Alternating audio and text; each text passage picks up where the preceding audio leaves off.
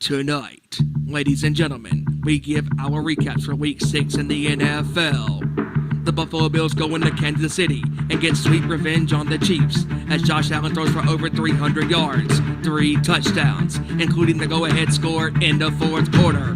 Buffalo's defense was also clutch, intercepting Mahomes for a second time in the final minutes of regulation, sealing the Chiefs' fate. The Jets go into Lambeau Field and absolutely stun the Packers, beating them by double digits. Speaking of double digits, for a third time, it happened again. The Baltimore Ravens blow another double-digit lead and another game, this time to the New York Giants.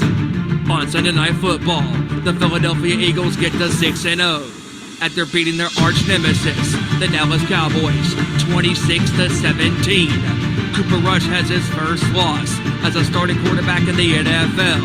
Also tonight, we give our predictions for all of the wild up-and-coming action for Week 7 in the National Football League.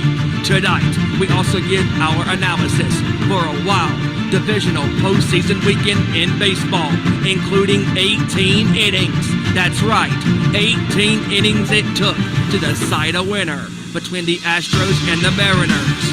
Houston beat Seattle to clinch the series in 3 games, 1-0, punching your ticket to the ALCS. Once again, on the NL side, Philadelphia stuns the defending World Series champions Atlanta, knocking them out of the playoffs. And the San Diego Padres, the underdogs, beat the heavily favored Los Angeles Dodgers in 4 games, 5-3 in Game 4. San Diego punches their ticket to the NLCS for the first time since 1998. And tonight, the NBA's regular season begins.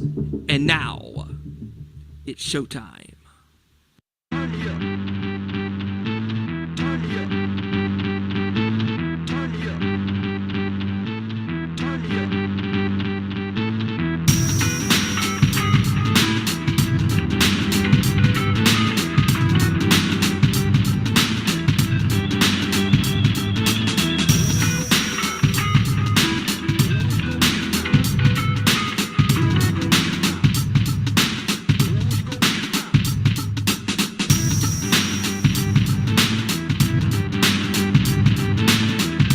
From the gridiron to the court, talking all that is sport.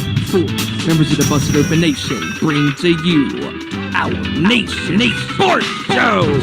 Here are your hosts, Ezra Victory, Joey Thornton, Kevin Rory, and Stephen Wyand.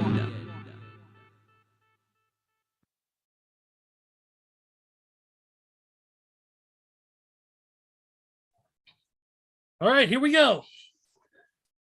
All right, ladies and gentlemen, we are here and we are live. Once again, you wanted the best. Well, they're not available, so you get us instead. It is our Nation Sports Show. We are glad to be with you again on another great Tuesday.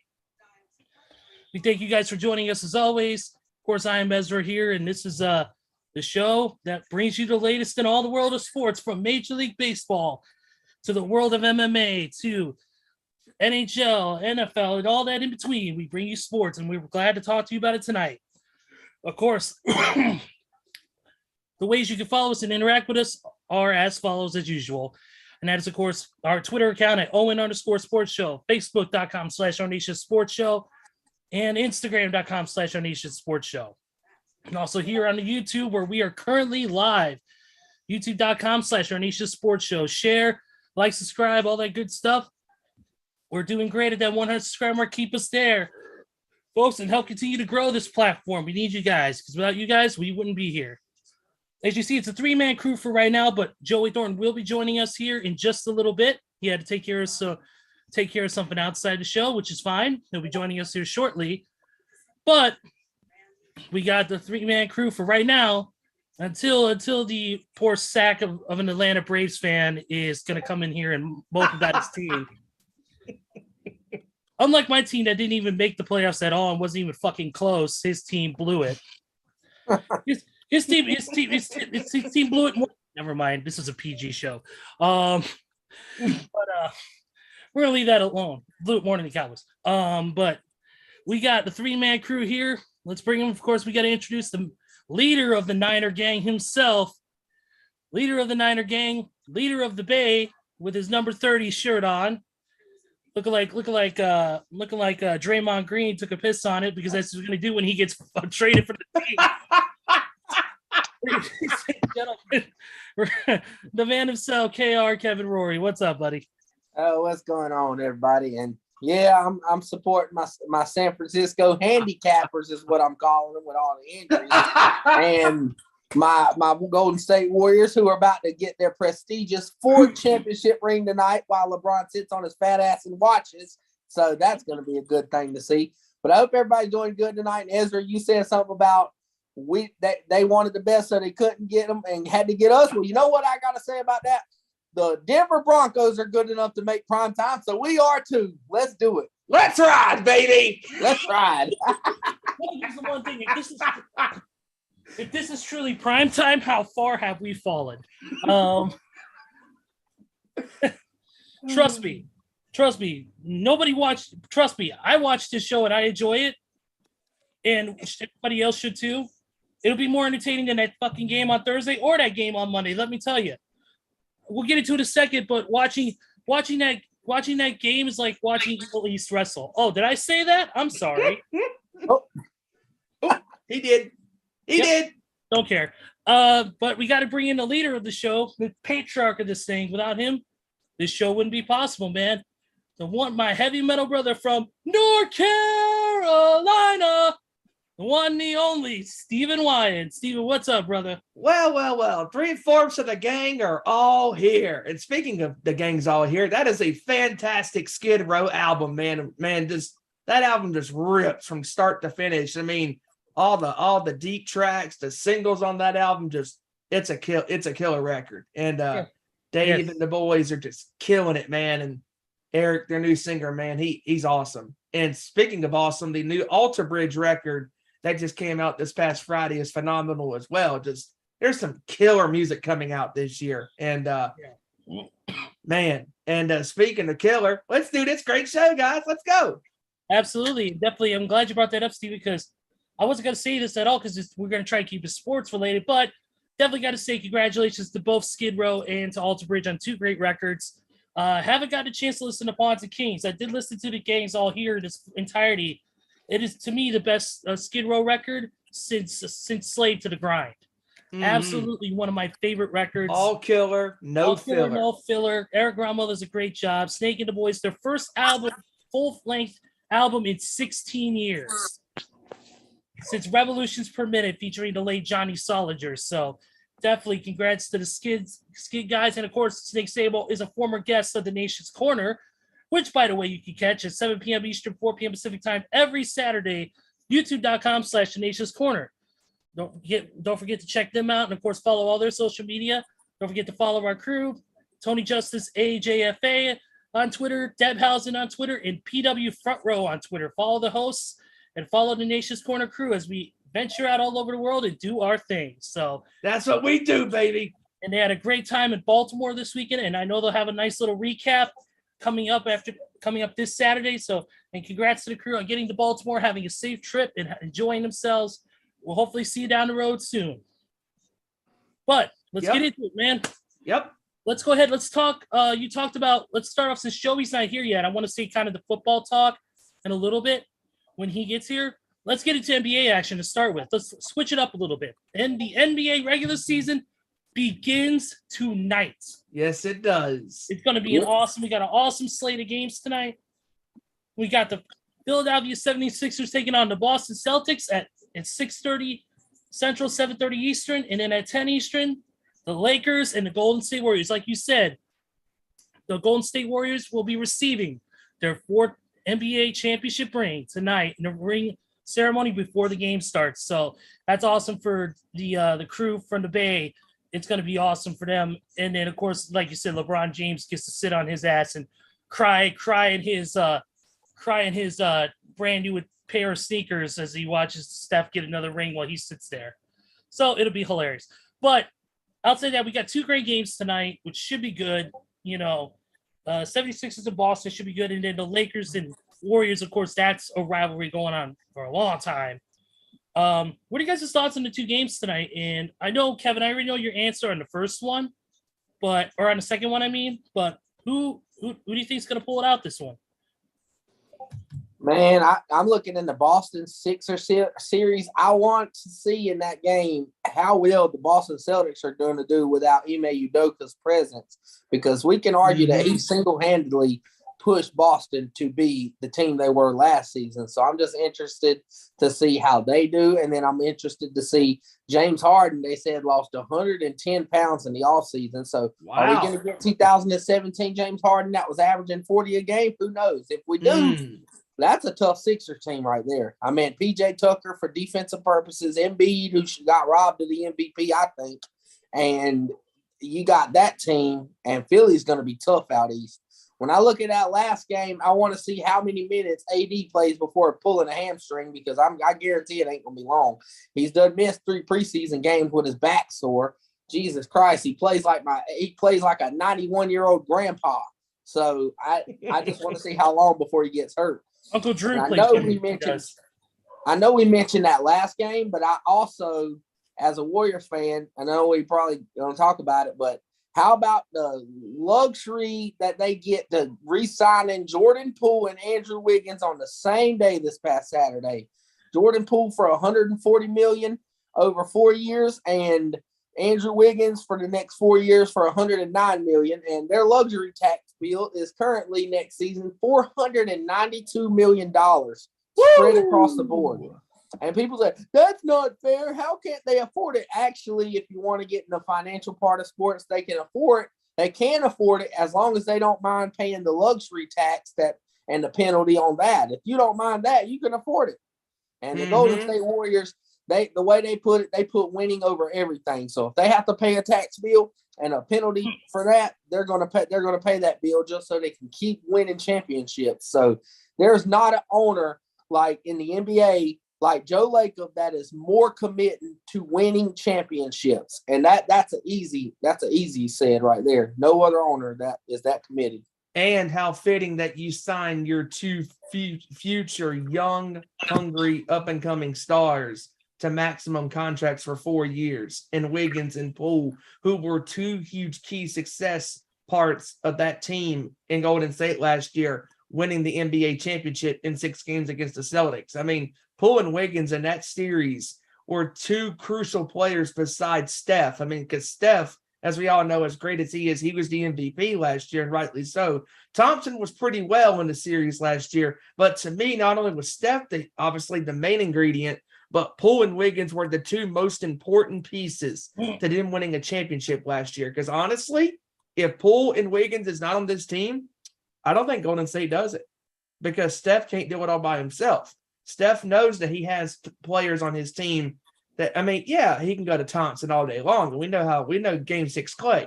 Game 6 Clay is a beast, and he can show up anytime he wants to, because that's how good he is. But Wiggins and Poole are young, they're hungry, they're battle-tested. They've already won a championship in their first year with Golden State. And they're probably going to win it again this upcoming year, as long as they stay healthy, and B, they can stay the course. And this just goes to show to me that Steve Kerr and this team believe in Wiggins and Poole to be the future of Golden State. But I mean, Wiggins had proved himself last year by large meaning, because Klay Thompson he didn't have his legs under him. I mean, you missed 2 years of basketball, it's going to take you. Probably won't even have his legs under him tonight. It will probably take him till February this season to be fully back to 100% Klay. Jordan Poole did step up his absence, but Poole was not as effective in the finals that he was against Denver. That's just because he's only 22 years old. Like, he's young. He had them nerves going on. But Andrew Wiggins was spit on, chewed up, thrown in the mud because of who? And this goes back. This is interesting story. LeBron James. In Cleveland, they drafted Andrew Wiggins when LeBron got there and instantly traded him to Minnesota for Kevin Love. And so Andrew Wiggins had to go through the LeBron GM saga. So he gets stuck with a horrible organization like Minnesota. Then they're looking at him like, bro, you're a number one pick. Why the fuck do you suck? Yada, yada, yada. So then he goes to Golden State for a cheap deal on a prove-it deal. And, man, he has been the second best player in the playoffs behind Steph Curry because stepping up for Klay Thompson, stepping up for Poole because he was injured or he was young. So Wiggins came out and showed that, hey, Klay can't defend like he used to with his ACL. So you know what? I'm going to defend the best player. They said he came up in the Memphis series, looked Steve Kerr in his eye and said, Steve, let me guard John Morant. I will guard anybody's best player. I don't care if they're power forward, small forward, shooting guard, point guard. Stick me on him. I got him. Luka Doncic, no problem. He made Luka shoot horrible the last 4 games of the series because of Wiggins' defense and his defensive tenacity. Wiggins prided himself on he's a two-way player. He's going to hustle for the ball, get rebounds. That's why they love him. Them offensive rebounds against the Celtics and the Grizzlies when the shots weren't falling played a major role in the Golden State winning because Wiggins had 15 rebounds against the Celtics in game 4. 15. And he's a small forward, guarding a point guard essentially. And he's getting 15 rebounds. He's doing dirty work. So Andrew Wiggins stepping up.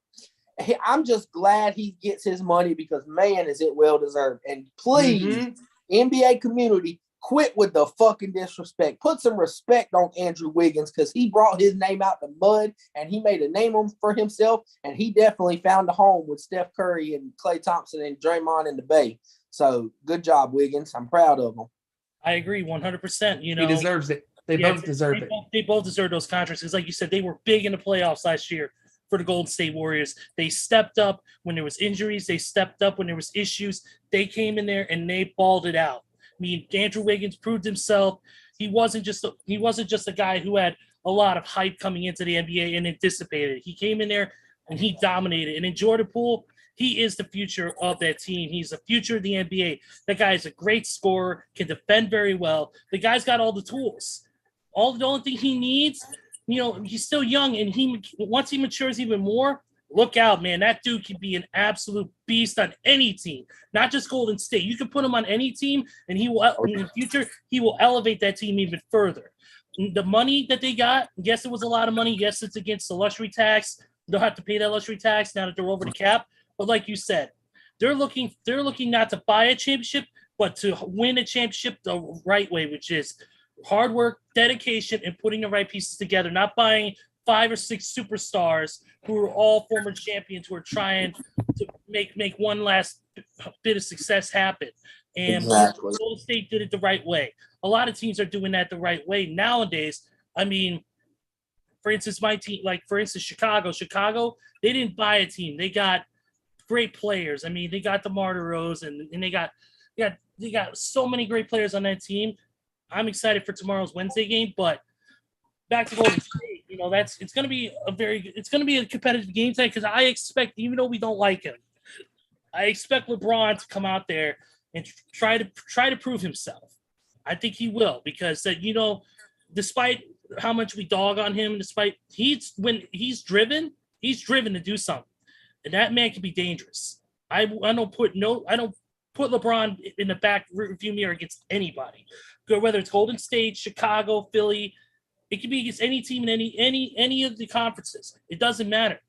You get a LeBron, he's like a dog. You corner it, it will bite back.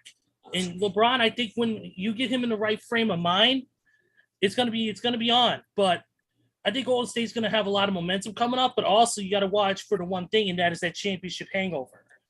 You can't let a game like this drop. You gotta come in there. You got to come in there with the same amount of intensity and same amount of drive that you had going into the games. If you don't, it's going to be a long night at the office for you. And Steph Curry and company, they got to come in there with that same level. You know, come in there the same way they ended the season. Absolutely agree, because you got to have that mentality. You know, because the strength in numbers mentality for Golden State is ringing true once again. Because the role players last season have already proven how worthy they are, and they got the same players predominantly on this team this year. And I think Golden State, as deep as they are, they're going to do it again.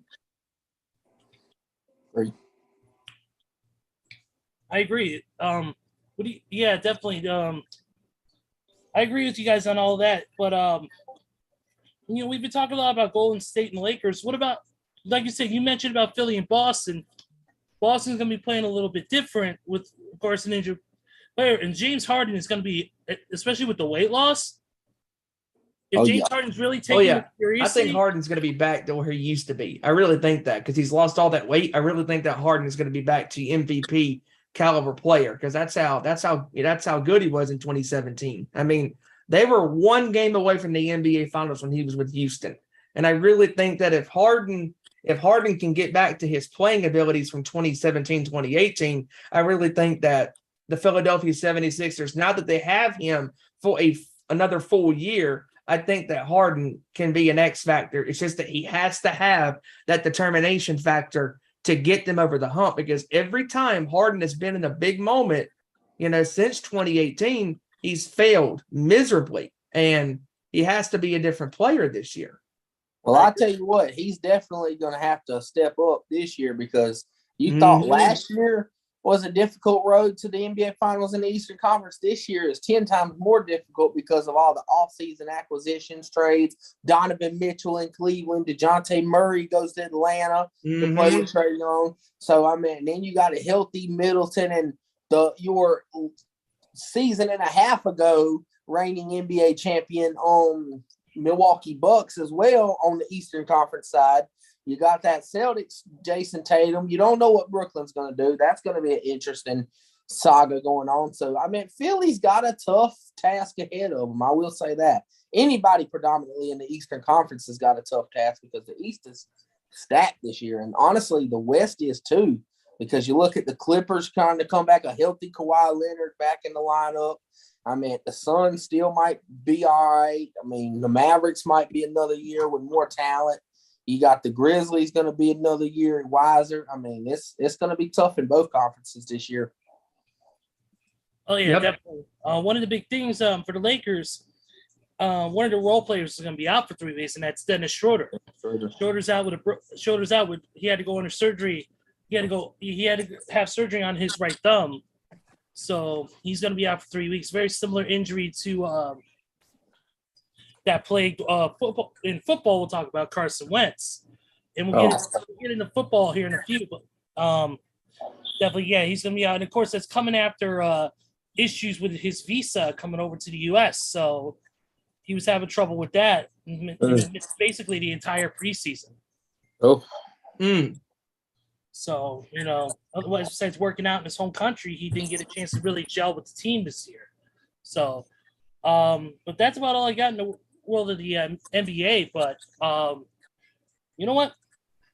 Let's go ahead and get right into the moment, the thing that everybody came to talk about. And that is the NFL. And another crazy, unbelievable week that we had. Of course, we started off with the Bears dropping another one to Joey's Washington Commanders, 12-7. Hey, there were touchdowns scored in this game. Yeah. Another boring game on Amazon Prime Video. They owe me a 3-month subscription, by the way.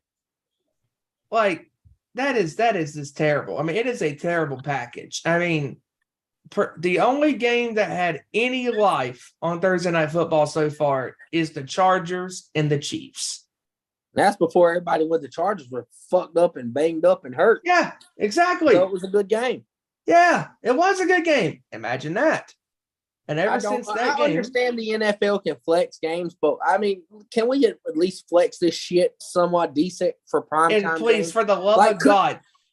Could you put anything better than Monday night? Could you bump the Chiefs and Bills game to Monday night? You're giving Tony Romo and company the best games on CBS at 4:25 Eastern time, and you're giving all Joe Buck and company all the shitty games, and the Thursday night guys all the shitty games.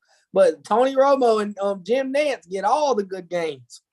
Oh, and please, for the love of God, as long as for the rest of this year, do not have the audacity to flex a Denver Broncos game into prime time for the rest. No, they're going to officially put their games on ESPN Deportes.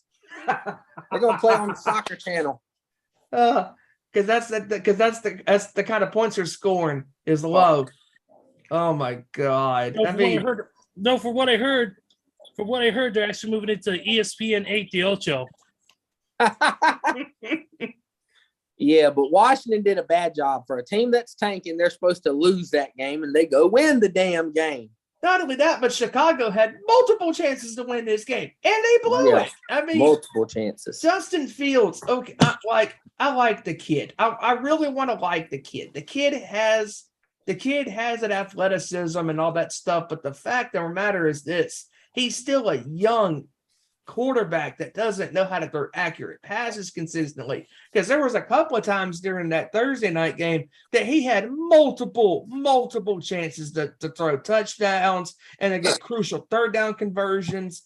And there were times he was running the ball, and I could tell he was panicking because he was like, "Oh, my read's not there. What am I going to do?" And then there were times he was holding the ball way too long, and all the pressure was getting in his face. And he was getting sacked, or he was getting pressured and throwing throws quickly when he didn't want to. And I got to give some credit to Washington defense because they did come to play. But the fact of the matter is that Chicago's offense and their offensive line, especially that offensive line for the first 15 some odd minutes was pathetic. They could not keep Justin Fields upright. I mean, he was getting hit. He was getting pressured. He was getting sacked. He looked uncomfortable in the pocket, and it just goes to show you that if you don't have an offensive line, you're not going to have any success. And the Bluebirds in Chicago were in full throttle on Thursday night during this game. Yeah, definitely. It's very frustrating. It is. Especially me as a Chicago fan, it is beyond frustrating. It'll be a long season, boys. Still in the mix, though. Yep. Still in the mix. Speaking of long seasons, Kevin, the floor is yours on this, man. Oh, no. Falcons beat the 49ers by double the score, 28-14. I've got a problem with this. I can simply blame it on injuries, but I'm not, because I blame it on our fucking offense. When I look at the analytics of this game, listen, 9 out of 11 starters on defense. 9 fucking starters. 9 out. And you know what? Look at the analytics for a second. The Atlanta Falcons are averaging 24 points a game. They gave the defense, not talking about overall points, the defense gave up 21. Your second team defense did its job. Your second team defense held the offense under their season average. This is on Jimmy Garoppolo and Kyle Shanahan. You idiots, you and Jeff Wilson, fumble the damn ball, give it for a touchdown. Then you clowns, the fourth quarter, okay, you came back and tied it up at 14. Hooray, good job, good perseverance. You got Brandon Ayuk the football and George Kittle the football for once. But the problem with it is after the second half, you give up that touchdown and your offense is lollygagging on the field, eating up 8 minutes of clock just for a fourth down failure conversion. And it's pathetic. They should have been in hurry up mode, trying to score right then, get the ball back, try to score again. And it's pathetic. You had to take a chance of play. You have to take advantage of playing subpar teams to average teams, because guess what? You damn fuck around and fart this game away. Now you got the Kansas City Chiefs and Patrick Mahomes coming into Levi Stadium next week, coming off of a fucking loss. I would have much rather damn took my chances after beating fucking Atlanta. But now you go lose to Atlanta. So now you're just putting yourself in a hole. I understand the injuries. I understand we'll play a lot better once everybody gets fully healthy. But again, this is an easy schedule we've had. We played teams to where we should have been 6-0 right now. We fuck around week 1, gave the game to Chicago. We fuck around and give Atlanta the game. We fuck around and lose. I mean, it's just silly tic-tac stuff that's happening that could make us the difference of 6-0 and 3-3. Mm-hmm. It's just ridiculous. Kyle Shanahan needs to get his hand out of his ass, start calling better plays, get Debo the ball. Debo had 2 carries. Get fucking Debo the ball with your starting running back out. 2 carries. Get Debo the ball. I mean, you got Kansas City ready to come in here with a banged up defense. That don't spell good for you. I'm just hoping our defense can at least get healthy to give us a semi chance of beating Mahomes and company. We got give a couple shout outs in the chat right now. We got our buddy Big T in there, of course. Your Panthers suck, bro. No offense. Oh. What a way to make friends, Steven. Yeah, in low places. What an asshole. What's up, Big T? What's up, bro? No, don't listen to Steven. He rephrased that phrase wrong. He meant to say our Panthers suck, bro. Sorry, that's right. Our Panthers. Now listen. Okay, never mind. Gotta give shout out to, of course, William Geyer and Randy Geyer's father. How you doing, sir? How you doing, sir? And then, of course, a shout out to our buddy Steve, the metalhead. Steve, what's going on, buddy? My metal brother, man. He's one of the coolest dudes I know. Loves all things rock and metal and wrestling and all that good stuff. What's up, bro? And shout out to my dog, who's going absolutely insane right now for no apparent reason. Bobby, you be quiet out there. Yeah, it's my dog. He's working at the Chicago coaching staff, at the Chicago offensive line.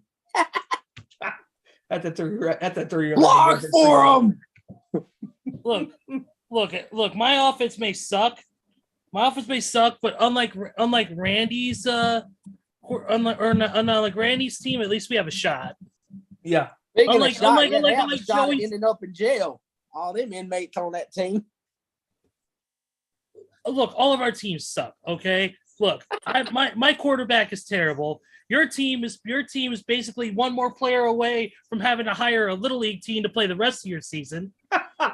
Where's the San Francisco handicappers? Coming live out of Santa Clara. Can we get accessible seating, please, for this game? No, you guys are are half the team you used to be. You're the San Francisco 24 and a halves. I just call them the San Francisco IRs because all them damn people on IR. Jesus Christ. And then, of course, Steven's team is the Carolina Kitty Cats. Yeah, they suck. Yeah, I think a team of Kitty Cats could really beat them. Shout outs to Robbie Anderson for pulling a smidge of an Antonio Brown on Sunday, getting into an argument with his coaching staff. Hey, we suck again. I want the team. Yeah, get the hell out of here. Good day. Oh no, we suck again. Dude, of course they suck again. I mean, come on. They never stop sucking. You can't suck again if you never stop. Dude, they're sinking more than the Titanic did back in 1912. Anyways, moving out of that conversation, we got to get to the next game, which is the Patriots absolutely stomping the Cleveland Browns 38. Oh, dear God. That was no contest. No contest? Did Cleveland even play? What the hell? No, they were looking for a massage therapist to hire for Watson when he comes back in a couple weeks. That's right. Yeah, week 12. They were thinking that Baker Mayfield was still on the team. They're like, oh, we got to send out Bailey Zapp. Okay. Bailey Zapp threw 2 touchdowns, 309 yards, but it didn't matter, man. That was for the Patriots, man. Of course, he's replacing Mac Jones, is still out with that high ankle sprain. But then again, Jacoby Brissett, 24-45, 266, 1 touchdown, 2 picks. Mm-hmm. Oh, Nick Chubb had 12 carries for 56 yards and no touchdowns. Oh. And then the next game, holy shit, it made my fucking day. That is the Jets. Yes, decimating Aaron Rodgers and the Green Bay Packers. Boy, don't we feel smart about that pick last week? Because some of us were going, man, we're picking Green Bay. No, scratch that. We're picking the Jets because we know better. Because Green Bay's not. You don't mess up, Aaron. But who picked the Jets outright? You did. I knew it. I said, you know what?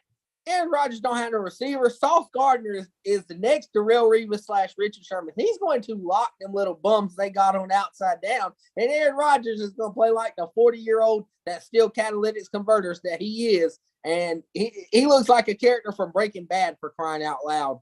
I mean, Aaron Rodgers he don't got a team around him. That defense is very underachieving here lately. And you know what? All I got to say is for New York, I love what Robert Saleh is building. I love the confidence he's giving his players. I love the motivational tactics. He said, hey, count us out. We're keeping receipts. These motherfuckers are now 4-2. I These know. motherfuckers are better than almost any team in the NFC right now.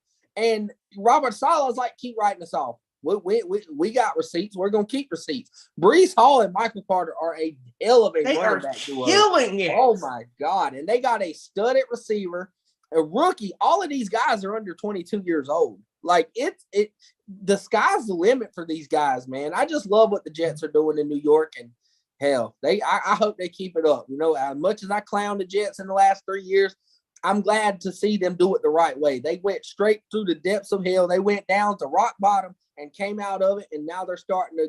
Hey, what do that you hard know? work is paying off. They got a good head coach. Exactly. It Hard work pays is off paying to off. have a good coach. I can speak on Robert Saleh as he was a former D coordinator in the Super Bowl defense for the 49ers in 2019, and I loved his energy, man. Like he put our defense over the top, and I knew when he went to the Jets, I said they're getting a good one. They are getting a good one. Give them 2 years. Those integral pieces came into place for the Jets, and it seems like they're really starting to click on Yeah. all cylinders, and they're really starting to make some waves. I didn't even think the Jets had a shot of beating Green Bay because you know how Aaron Rodgers is. Aaron Rodgers, he takes a loss, and then he comes back at it usually tenfold and kicks the other team's ass. But Yeah. this time it's not the case. This time, Aaron Rodgers didn't have the team that he usually has. I know Randall Cobb is going to be out for several weeks now due to an ankle injury. He's going to be out for at least 4 to 6 weeks. And Aaron Rodgers' demeanor in the press conference after that loss for a second straight week to a New York team, you can tell that his confidence is not there. He does He not looks trust defeated. Yes. And He the looks season's defeated. not even halfway over. And it's crazy because we seen Green Bay after week 1 come out and destroy Chicago like that the next week. And it looked like old Green Bay times. Like, oh, they took a loss and come back. But something, like I said last week, in my gut was telling me the Jets ain't no, like, Chicago. They're not a pushover. The Jets ain't bottom feeders no more. This is a tough team. I said they're going to find their way, whether it's special teams, defense, or running the ball to That beat block Green punt Bay. was absolutely fantastic. And again, and everybody knew that because guess what? Guess what won the 49ers a game in that playoff? A block Special punt. They teams, knew their defensive special plays. teams were not good. And they took advantage of it. And the key thing is with this Jets team is Zach Wilson, a.k.a. our favorite Cougar hunter himself, doesn't have to do a whole lot of damage to win the game. No, because let's be honest, the first 4 games, guess what? They were winning with a 42-year-old Joe Flacco. I don't know if he's really that old, but he's past his time. He's about on the verge of getting his AARP membership. And he's out there winning for the Jets. I really think that Flacco, even though he's a backup, I really think that Flacco gave this team confidence when they won. Who did they beat in that crazy game? Cleveland, right? Cleveland, that's right. Cleveland, yeah. When they came back against Cleveland, they had those 15 points scored in like a minute and change and stuff. I really think that was the game that single-handedly turned the Jets season around because the way they're playing now, even though Zach is the starter back and he's finally back, I really think that the Jets are a team that are pretty soon. People are going to be taking the Jets as a serious possible wild card team. Hell, they can make the playoffs possibly this year because playoffs. I love their swagger though. The Jets can make the playoffs. Look, I know Ezra would like this. I meant to tell you. I told Steven in the pre-show. Did you see at the end of the game, after the game, Sauce Gardner? He come up and stole a cheese head from a fan and was running on the field with the cheese head.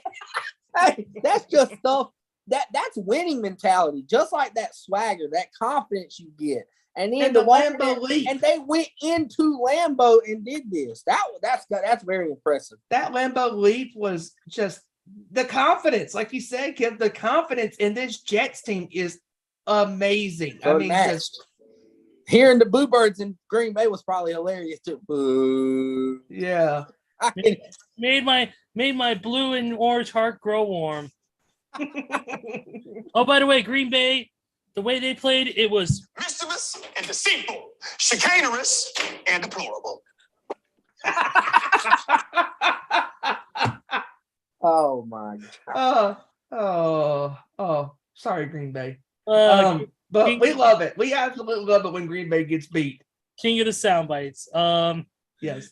But Moving on to the next game, we had the Colts and the Jaguars. Oh, The game that I thought was gonna be trash, but ended up turning into a bar burner.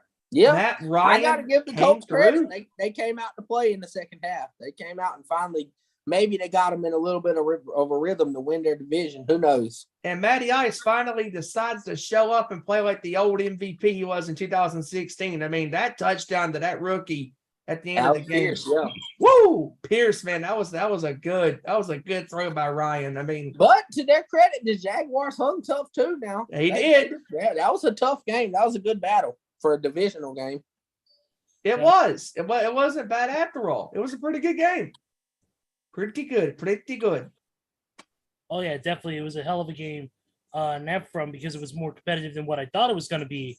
Yeah. I thought it was just going to be straight up another like 10 to 12 game or some shit like that, but ended up coming out pretty good. Next game was the Vikings and the Dolphins. Vikings, of course, 5-1 now after that victory, 24-16. The quietest 5-1 team in NFL history, in my opinion. And it's because, and I got to give them credit, they're squeaking by at the end. They're making the plays when it counts at the end, but they come out so sluggish some games. Oh. Like one game against the Saints, they're so sluggish, and then they're barely hanging on to the lead, just like this game. Then they pull away at the very end with making a play, which I give them their credit. That's clutch. But then other games, they dominate like against Chicago and then sleep on them and let Chicago right back in the damn game. So And they almost lost the game. You're gonna get.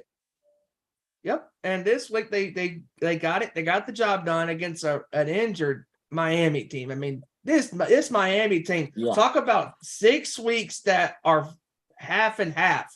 The first 2 weeks, Miami was just jumping for joy. Tua Tagovailoa's having a great start the year. Then he gets hurt against Cincinnati.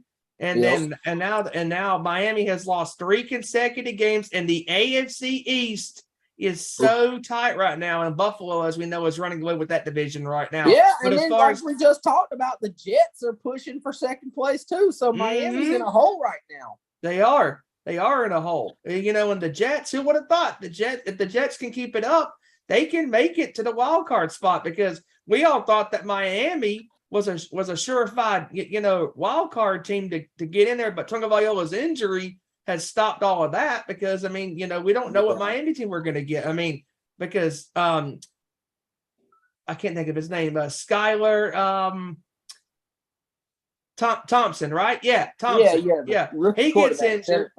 Skylar Thompson gets injured. Teddy Bridgewater has to come into the game and actually play, because Miami doesn't have any other quarterback to go to, because Tua's out with the injuries and stuff. And I mean, and Bridgewater didn't play too bad, but still, I mean, Miami is just playing behind the 8 ball right now. I mean, and them losing to the Jets last week, and I know we're talking behind, but them losing to the Jets last week is, I mean, that ain't good. Because when you lost to the Jets, that's divisional losses, which means at the end of the day, when it's time for your division, like tiebreakers and stuff like that, the Jets are going to own that over you because of that win. So Miami needs to get it together, man. They really do. All right, next game on the list, and that was the Bengals beating the Saints 30-26. Kev, you called it last week, bro, that Joe Burrow was going to go into his and back to the city where he won a championship with Jamar Chase at LSU. And how fitting that Jamar Chase has 2 touchdowns against the Saints in the Big Easy, including a 60-yarder. Yep.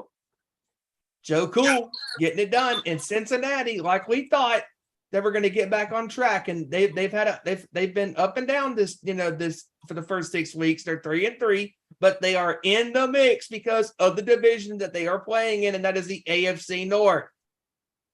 And the Bengals, give them credit. They were battle tested. They were down in this game. New Orleans had plenty of chances to put the Bengals away, but Joe Burrow, Jamar Chase, Joe Mixon and that offense, and give credit to that offensive line and their defense. They made some big plays in this game to get back in the game, and the Bengals ended up winning that game 30-26. Yep. And then the next game on the docket is, you talk about quiet teams. quiet teams being 5-1. No team has been quieter about it than the New York Football Giants, man. And no other team has blown consecutive double-digit leads this year than the Baltimore Ravens. I mean, that is oh, dear God almighty. For a third time, the Ravens blow another double-digit lead in the game. To me, this is shocking how the Giants are all of a sudden 5-1. I mean, yes, they are. They're the worst team at 5-1, as we said a couple weeks ago. But and Daniel Jones can play real quick. Daniel Jones can play the card saying, "Oh, we're not surprised, dude. Are you kidding me?" As fans, we're surprised because hey, better late than never, pal. How fitting we're talking about the NFC East on the New York Giants when Joey comes in. Perfect. Come back. He was back in therapy after his Braves lost. But the Giants are the worst 5-1 team in NFL history, in my opinion. I mean, they're playing good, and Saquon Barkley, give him credit. He has been staying healthy and staying the course and playing really good football. And the offensive line for the Giants has been pretty good. Pretty good. Not bad. Not bad. Hey, and here he is, ladies and gentlemen. Joey Thornton is Joey! Hey, what's up, fellas? Sorry What's up, I'm bro? late. All good, bro. All good. All good. All right, man. Y'all talk about the crappy, almost crappy NFC East, I see. Almost. Yeah, we just got through. We just got through the first several games on the list. We talked about the Commanders and the Bears. We talked about 49ers, Falcons, Patriots, Browns. Of course, we talked about the Jets shocking the Packers. The ultra competitive game, believe it or not, between the Colts and the Jags, and in the Vikings Dolphins game, and of course Bengals Saints. We were just covering Ravens and Giants right now from last week. Real quick, Nice. Do you have any thoughts on that? Or just all the games in general. Yeah, we're just going down the list. Well, no. What I was going to say, why don't we just go ahead and let's get your opinion on a couple of games because I don't want to go through the whole list again. Let's just go through. All right, let's do the Jets and the Packers. What are your thoughts on that? Well, what can I say? Aaron Rodgers just doesn't have it anymore, or at least not this year. He doesn't. Not this year. Yep. Not this year. Aaron Rodgers, or should I say Karen Rodgers, is finally realizing what a team offense is like without a superstar receiver to throw to. Yeah, we just mentioned to them that Randall Cobb is going to be out for several weeks due to an ankle injury. So, Yeah, see, but even when Randall Cobb was on the field, he wasn't producing nothing. yeah, he's old news too. But Very old news. yeah, and then we talked about, and then another quick one here is, of course, why don't you go ahead and talk about your Commanders against Chicago? That was an ugly win for you guys. So, Oh, once again, Amazon Prime does a shitty job at putting on an NFL game. And like Kevin said last week, we should all be entitled to financial compensation. Once again, for watching that bullshit of a game. I mean, Brian Robinson, he was finally able to score his first touchdown, but still, come on. But on a bright note, and I celebrated most of the day yesterday and pretty much all day today, even though I didn't physically celebrate. But Carson Wentz is out for the next 4 to 6 weeks. Hey, Yep. Wow. broken right thumb. Wow. I guess he decided to pull a Dak Prescott and get hurt on the thumb as well. Yep, he underwent surgery. And yeah, all the other games that y'all went through, the Bengals and the Saints, that was one hell of a game. Yes, it was. Joe Burrow and Jamar Chase had that Louisiana root stuck in them, and what can I say? It showed. Yeah, and then Jaguars and Colts, like I said, was an ultra competitive game despite the teams in it. Yeah, I've actually been kind of disappointed about Jacksonville lately because they got up on that real hot start real early in the season. Now they've lost 3 games in a row? Yeah. 2-3 games in a row? I mean, that's a shocker right there. I was expecting more out of Jacksonville. And Miami, Minnesota, what can I say? Miami sucks without a true hotshot quarterback, but they might get a little better this week with the word that Tua is going to be starting on Sunday. So who knows what's going to happen there? Ooh. And then, of course, we got the Patriots and the Browns. That game 38-15. Patriots absolutely decimating the Cleveland team. So I will say though, that Bailey Zapp from Western Kentucky. Yeah. Now that dude knows how to throw the ball, he knows how to sling it. A whole lot better than what's his face? Mac Jones. Mac Jones? Who? Mac Jones. we have some breaking news, everybody, and this is breaking news. MGF actually likes something outside of money and himself. What's that? Cincinnati, I tried Skyline Chili. Not mid. Not mid. Nice. Hold on, not mid. My bad. Carry on. Oh man. There you go. Real quick break. Now back to the football. That was great. That was great. All right, let's move on. We got to get to the Steelers and the Bucs. Steelers taking out Tampa Bay. Man, 20 to Yeah, 8. see, here's my quick analysis on this.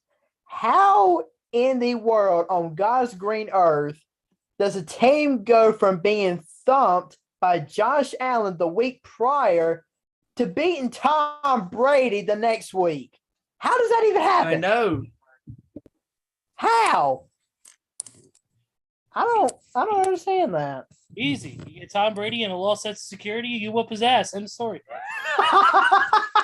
And now Tampa Bay's 3-3. See, this is what happens when you have a divorce in the middle of the season. Yeah, and also we don't have any protection on. Hey, you know what the problem is? What? You know the reason why Zach Wilson is playing better than Tom Brady right now? Why? Because he's going after Giselle. That also surprised me. That's his competitive spirit this year. That's why the Jets are doing so good, because Wilson wants him a new woman. Tom Brady, Well, you guys did see. Giselle is number one in Zach Wilson's heart. Giselle, number one. I mean, you guys did see a tweet that Zach Wilson posted about Cassell, right? Yeah. A direct post to her saying, "Hey, Cassell, hit me up sometime." I was like, "Damn." Yeah. Oh my, yeah. Oh, the Cougar Hunter always gonna strike. Yep. When you least expect it. Boom. He's a Cougar Hunter, but he's hungry like the wolf, let me tell you. True that. True that. Poor Brady. I mean, again, there. we have talked about this time and time again, and we're going to keep saying it. He comes back this year after announcing his retirement from professional football. 40 days, he makes the announcement after announcing his retirement, I'm coming back. And what has happened this year for the first 6 weeks? Inconsistency for Tom Brady. Who would have thought we would be saying that about a 7-time Super Bowl champion and a 5-time Super Bowl MVP? I mean, unfreaking heard of. Unheard of. Say 5-time? 5-time.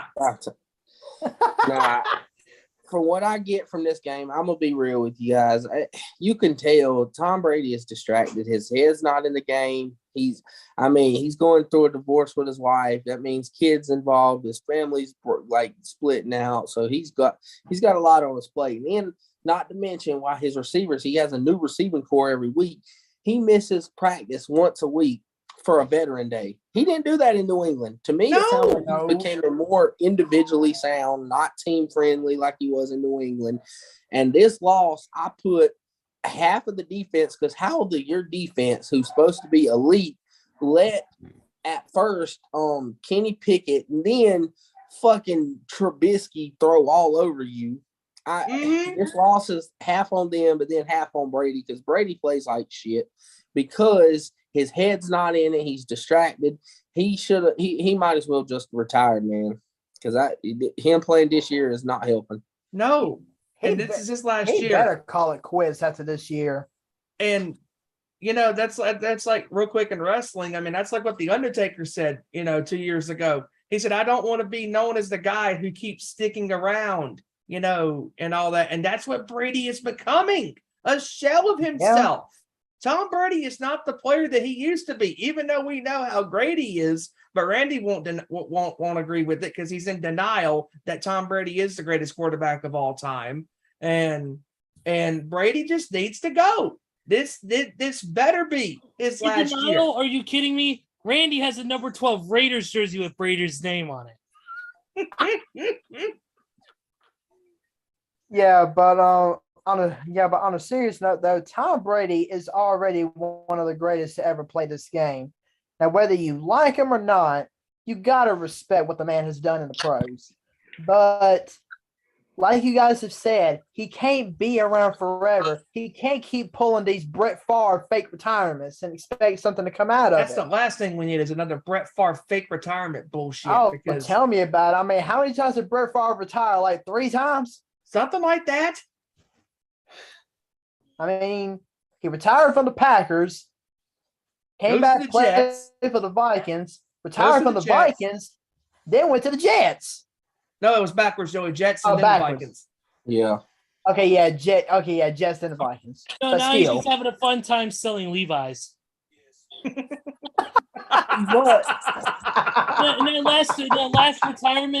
That last retirement made me say, I can't believe you've done this. But I got one problem with Tom Brady, and I'll leave it at this. He has no right to be on that sideline to yell at his offensive line when he already doesn't practice every day like them. He's not loyal to football, basically. Like, he's got 1 foot in, 1 foot out. Like, I mean, I know you love the game. We respect that you love the game.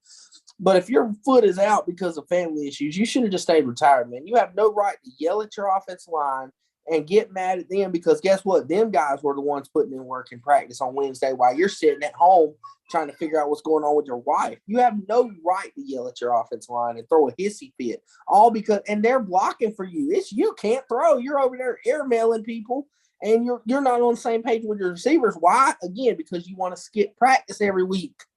Exactly. And see, and not only that, but the fact that Tom Brady is living separately from his wife right now. So not only is he having to go through this divorce with his wife, but child support. I mean, he's got to go through that too. So it's like Tom Brady is just mentally, it's like he's not even here. No. Mentally, he's not even here. Because his mind is going in 1,000 different directions, and it's insane. Yep. And I mean, and how many sports stars have had or gone through something similar like this? Maybe not this similar as what Tom Brady's going through, but how many professional athletes have gone through something like this before? Right. Where their minds are shifting in 1,000 different directions. Mm-hmm. Yeah. It happens all the time. Exactly. And Brady won't be the last. No, absolutely not. Right. He won't. No, he won't. But you know who is last? The Carolina Panthers. Great segue, Ezra. Yeah, because they lost 24-10 against the Rams. 1-5. You know, even though the Rams won this game, you can tell they are experiencing a Super Bowl hangover big time.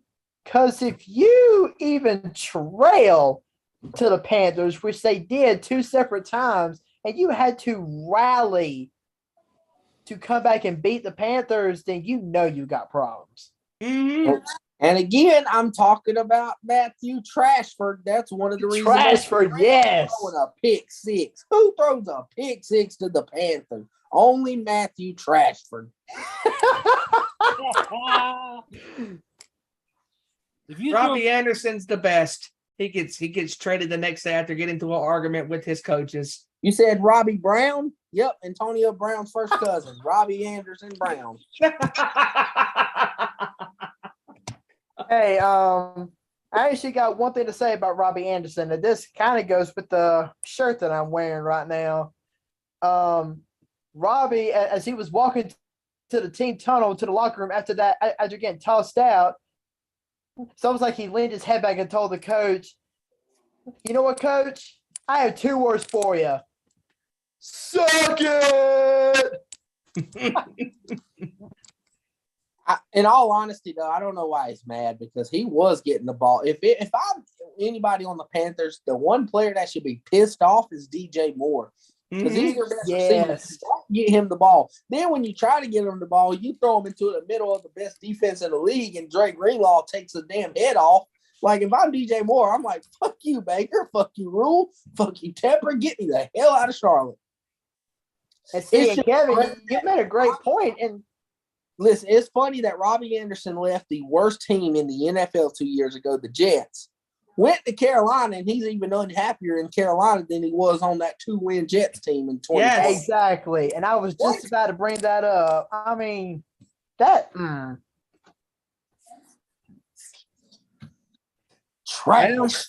Now that DeAndre Hopkins is coming back this week after his long 6-game suspension, we'll see how many targets Robbie can get now. 0.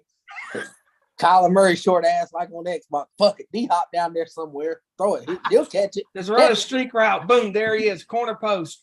All right, here's the play we're going to call. Hail Mary. D-Hop, run down the field. Ready? Break. Hike. Oh, fuck it. D-Hop. Hike. And then Robbie's gonna run. I'm sorry. What the hell? I'll throw it. He'll catch it. I'm sorry, but the Tennessee Volunteers, they threw the goalpost into the river better than the quarterback for the Carolina Panthers can throw a ball. Hey, whenever I get a chance, my rant is going to come from that Tennessee-Alabama game. That's what my rant's going to come from. So whenever I get a chance. Well, let's get through the rest of these Y'all games. get ready. Let's get through the rest of these Get ready. games so we can have time for a rant because we still got 4 games to get through and we got predictions to do. Yup. So let's We got the time. Well, no, I want to get this shit done before AEW Dynamite starts. By the way, tonight is special time, 9 p.m. Eastern, TNT. We got the Seahawks, the Sea Chickens beating the Cardinals. Not a shock. Nah. Oh, by the way, real quick. That upset. That's the funny thing. Real quick, shout out to our good friend Deb Housen, one of the hosts of the Nation's Corner. She's in the chat with us tonight. Of course, one of our comments, she put, "That's what she said." Typical Deb. Or as Deb would say, also, Cowboys suck. Sorry, Tony Justice and Neil. So yeah, I think you got the Bills and the Chiefs. Dude, that was a great What game. a game. Great game. Great game. Absolutely, yeah, definitely. Josh Allen was on fire in this game. Mm-hmm. He had Now poison everybody running in sees his why I veins. picked the Bills and the Chiefs in the AFC Championship because that game was top notch. At this point, it wouldn't surprise me. Give credit to that Buffalo defense, man. They made some crucial plays down the stretch, picking off Mahomes for the second Twice. time in that fourth quarter. And Von Miller actually getting to Patrick Mahomes a couple times and stacking him. Yep. Von Miller, if I'm not mistaken, he was the one with the pressure that forced Mahomes out of the pocket on that last hit. Yes, Yeah. he was. And then the spy linebacker came rushing in and it made Patrick Mahomes get rid of the ball, which forced the kick. That's good defense. That's a hell of a defensive stop. And also another crucial play for this Bills Chiefs game was on 4th down from Buffalo's on 31-yard line when Josh Allen made that sneak to get the first down. That was a huge play. And what about Josh Allen's leap on second? I was about to say, oh, dude. That was Josh Allen can tell like he's in the phenomenal. Olympics with that hurdle. I was like, dang, Good son. Lord. Hey, What you Carolina talking fans, about? sorry, but that's what y'all wish Cam Newton was. He wasn't even half of what Josh Allen is. Nope. No, And he's not even even half the close. thrower as Josh Allen because good I God, could that watch touchdown that he had to Gabriel Davis again to Gabe man. Davis. I mean, just Diggs and Davis has solidified themselves as one of the game's And that best players. cat is in that pass and it ends onto Stephon Diggs. 17-yard strike. That was beautiful. What a Man, game. what a game. What an absolute barn burner of a game. That should have been the Monday night game. Oh, my God. Don't even get us started. Oh, yeah. Don't even get me started about that Monday night game. Ugh, yawn. Yeah. And then the next game on the list on that is The Cowboys and the Eagles. Eagles 6-0. Not surprised. Hey, Cooper Rush finally lost his first game, and now here comes big boy Dak Prescott coming back in week 7. Give me a break. Absolutely. How much worse can this team get? Give me a break. I got something to say just for a second. How What about worse? the Cowboys? All right, Cowboys. all right now, Stephen A. How about them Cowboys? Like Stephen A. said, they are 1 minute and one good team away from losing their shit. Trayvon Diggs' attitude in the end zone on that one play, throwing a temper tantrum, Yep. describes the Dallas Cowboys. Because are they elite? Yes. Do they have that defense? Yes. But when it comes to the Philadelphia Eagles, they're just that much better. Philadelphia has a better offensive line, a better quarterback in Jalen Hurts, better running game without Salvation Army pothead over there. I mean, Philadelphia literally has 3 good running backs who can run the football. And then the defense, Cooper Rush, why are you throwing it to Darius Slay? Darius Slay is one of the game's best cornerbacks who's under the radar. Why are you throwing the ball? Why? And then Cowboy fan, what let me sit back for a second. What was y'all saying last week? Start Cooper Rush from here on out. Well, that energy changed up because just yesterday, we want Dak back. What? You can't have it both. Who do you want? Okay, so wait. You guys, so the Dallas fans are pretty much saying that they want the quarterback who only got them 3 points through almost 4 quarters of a game over Cooper Rush, who led them to a 4-game win streak and who had 1 bad game. Oh, Dallas. Give me a break. No. I'm sorry, No. but Cooper Rush needs to be the quarterback. I mean, it just goes to show you that every quarterback, no matter if you're Patrick Mahomes, if you're Josh Allen, if you're Aaron Rodgers, if you're Tom Brady, even if you're the great Peyton Manning, all of these great quarterbacks have had their moments when they have had bad games. Not every Exactly. quarterback has a great game. And the I'm fact that sorry, but Cooper Rush is not that guy. Neither is Dak Prescott. Because I can tell you right now, watching that game, anytime Dallas is going to play an elite defense, no matter who you got in at quarterback, Cooper or Dak, they're going to suck. We watched Dak do it against San Francisco in the playoffs last year against an elite defense, sucked. Against the Cardinals last year when Arizona had a good defense, sucked. Against the Raiders, like decent defense on Thanksgiving, sucked. This year, Cooper Rush never played nobody. These guys didn't play nobody. No. The total defense they played, the best ranked defense they played was like 17th. Who is that? So now you're Exactly. going from Philadelphia, and Cooper Rush looks like he's damn Mark Sanchez throwing the ball, just throwing ducks. And just watch. Dak Prescott is going to be making his return against the league's worst defense this year in Detroit, but I bet you Dak is still going to find a way to freaking blow it because he's Dak Prescott. And Dallas fans, y'all gonna be complaining about Dak when he screws up again. Don't worry, we'll wait. Yeah, we'll wait. It's only going to be a matter of time now. And you got some Cowboys fans like Michael Irvin talking about, I'm more impressed with Dallas because they fought back against Philadelphia. I said, no, you idiot. Philadelphia just went to sleep. They had you down 20-0. They were about 20 to nothing. They went to sleep. They just said, we don't care no more. And then Dallas made it a game, and then Philly had to sit up in the chair again and get serious for a minute. They were going to skunk you, Dallas. They were going to run you out of the damn field. And then they just let you come back and score 2 touchdowns, and they sat up and said, okay, let's go ahead and end it. They had y'all beat from the minute the game started. Exactly. Yep. Philadelphia, man, is looking so good. I mean, they are one of the most complete teams in the NFL season this year. The offensive line, the defense on both sides of that defensive front, the front 7 and that back 4, they are just playing exceptional football. The Eagles are the only undefeated team left in the NFL this season. Yes, and Jalen Hurts, he has become a double threat at quarterback. Yes, but I'm kind of concerned about Philly because undefeated teams don't tend to do well over the last couple years. And I agree with that, Kevin. That's why. Yeah, it started stinking. True too. That's why. Pittsburgh went 11-0 and started stinking. It got Yep. skunked out the first And round. honestly, So, Kev, I know we're still early in the season, but this is why if it goes the way I think it's going to go, I don't trust Philadelphia down the stretch, when it matters the most, because they're a young team. They're young. they're going to be built for years to come. It's just right. Sure, but Playoff time, I don't know. I don't trust them. I mean, look what team started Dallas. 7-0 last season, and look what happened to them. Oh, wait, that's right. They got beat by the eventual Super Bowl champion Rams. Yep. Yep. All right, the final game was John, Monday night game. Let's ride.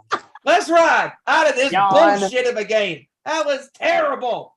All right, let's move forward before we get into long, lengthy rants about this shithole. We got score predictions next. Look how we quickly got out of that game. Very quickly. That was Let's terrible. ride. We That's got, Yeah, we rode on out of there quicker than the Yeah. Broncos can ride. Woo.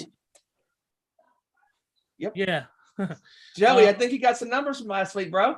yeah. I do. So, it was once again another wild and crazy week. But after a couple of weeks of being down towards the cellar, your boy JT rose back up to the top, winning the prediction battle this past week. Say what? I thought when you said JT rose to the top, I thought Justin Timberlake had another #1 album. And I thought he was bringing sexy back. Yeah, but the one game that put me over the top over you guys Was the Giants. was me being the only one to pick the Giants over the Ravens. Yep.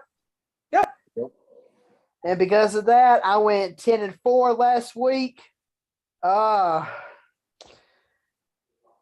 Kevin and Steven, you guys read each other's minds. Y'all both went 9-5 last week. He just Bill Belichick. He's best friends with Bill Belichick, spygating and shit. Stealing my plays, stealing my clients, stealing my scores. I mean, shit. Once again, a tie record between you two bozos. Yeah, Uh, we're a good tag team. yeah, but at least there wasn't a single person that finished last because Ezra and Randy both tied, both going 8-6 that week. Hey, So overall, still better record than his Raiders. Yes. Yes. yes. But overall, Kevin is still ahead with a total of 57-37. Ezra and Steven are tied for second at 55-39. Oh, Wow. I'm in fourth at 53-41. And Randy's at 50-44. Wow. Randy got a winning record. I hear you, Randy. Look at you, Okay. Randy. You were behind the 8 ball that night. Yeah, not bad, Randy. Not bad. Hey, it could be 51-50, just saying. Hey. It So could be yeah, we win every got record. Yeah. Buffalo, Philadelphia, Minnesota, and the Rams on bye this week. So let's get these 14 games predicted. Let's go. Yes, sir. Starting All off on Thursday night, Amazon Prime. Yawn. Yawn. Saints and the Cards in Arizona. Yawn.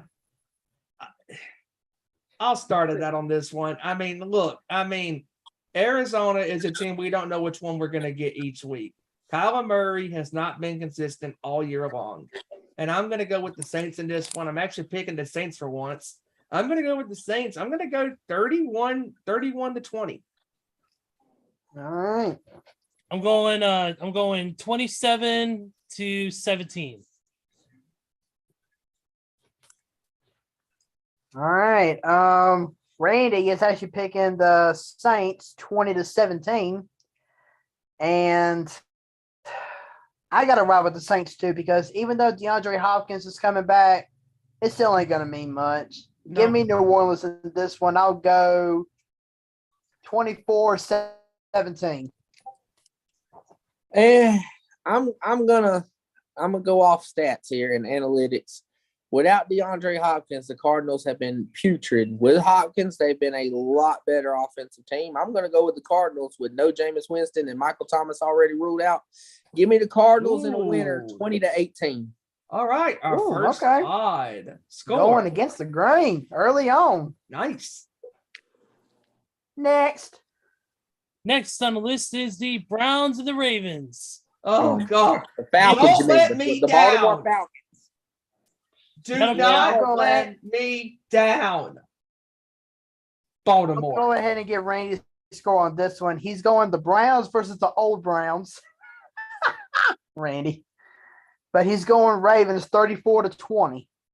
Are you sure about that? Because that score does not look comfy. No, I'm going 24-20 Ravens over the Browns. Bump that. I'm going Baltimore. I'm going 24-22. Oh, I'm going similar score. I'm going in Tucker we trust again. I'm going to try it this time. 24-21, game-winning field goal. okay.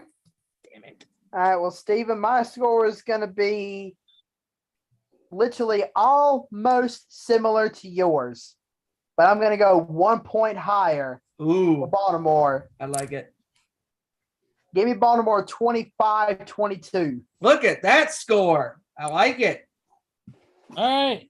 Next game on the list is Oh no.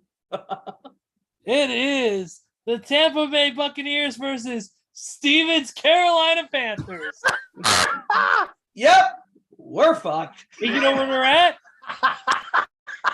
North North Carolina. Yeah, would you Wow. believe? You know what? I might have to go to this game. Well, you know what? This is crazy. This is an intriguing matchup. Hear me out. Because on one hand, you got the goat, and on the other hand, you got goat shit. So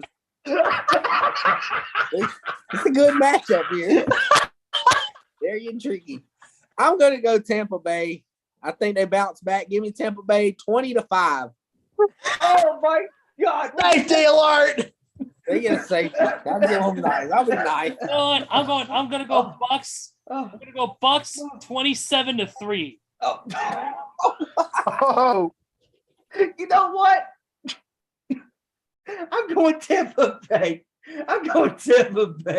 28-3. oh. 28-3. Oh, would you guys believe that Randy actually gave a final score in this game? Oh, He really? went for, of course, this is Randy's words. He said Panthers versus the question mark. No one wins, ... ever. But he said Carolina wins 10-9. Oh, Randy, I wish that were so true. All right, next one. Yeah, but my score. Yes. Oh my gosh. Wait a minute, where's the game at? Charlotte. Yeah, it's gonna be Charlotte. Well, guess what, Carolina Panthers fans? Y'all gonna be gifted a shutout by your own team, 31-0. Whoa! Damn. Booyah! Okay. Next one, Falcons and the Bengals at Cincinnati. Oh, The Falcons have had quite a lucky run, but it ain't gonna last past this week. Give me Cincinnati. I'm gonna go Cincinnati 31. What the heck? I'll be generous. 31-20. Yeah, kind of similar score to me, but I like Cincinnati in this one. I'm gonna go Cincinnati 31-21. Nice. I'm going 30-17. Cincinnati. All right. Okay. Randy picked Cincinnati 27-17. Okay. I got it being a lot closer because I mean Atlanta's been playing pretty good ball with the like stipulations that they have, and Cincinnati they've been up and down. I think Cincinnati will win it, but I'm going to go 28-26 on a game-winning field goal for Cincinnati. That's a Whoa. possibility. That's a possibility. It is possible. All right. Next game on the list is the Giants and the Jaguars at TIA Bank Field in Jacksonville. I'm going with the Giants outright to win this game. I'm going to go with the Giants 24-13. So you're actually going to go with the Giants, seeing as how the Ravens let you down last week. You're going with the Giants now. I'm going to roll with the Giants. It's going to be a close game. Jacksonville's been able to fight these games. So give me the Giants 24-20. Oh, same score as the Ravens and right. the Giants and Bills and Chiefs from last week. Yeah, Randy is actually picking the Jags in this one 20-19. Look at him. Oddball score. Can see it. Yeah, but Yeah. I got to roll with the Giants. The Giants are just looking too good right now. And until someone finally stops Saquon Barkley, the Giants are just going to find ways to keep winning. So give me the Giants in this one. I'll go let me go 23-14. Okay. All right. Let's see. Ezra, your score. Giants and Jags. I'm gonna go with the football Giants.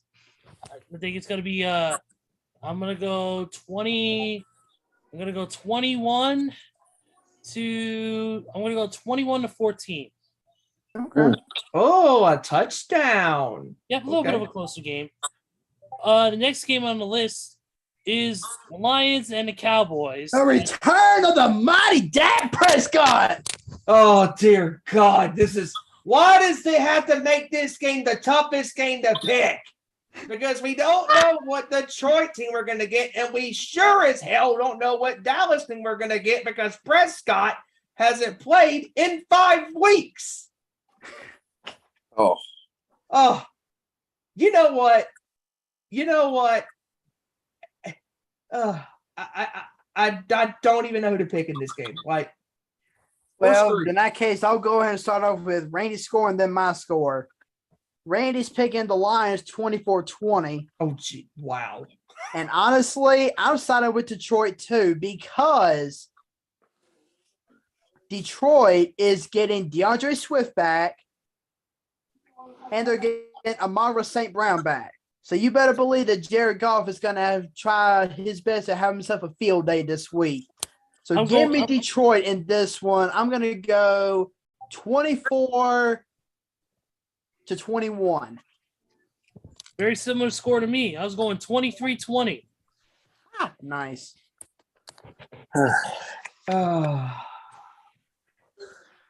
You know, I don't know what team I'm going to get. I watched the highest offense in the Lions get shut out by the Patriots.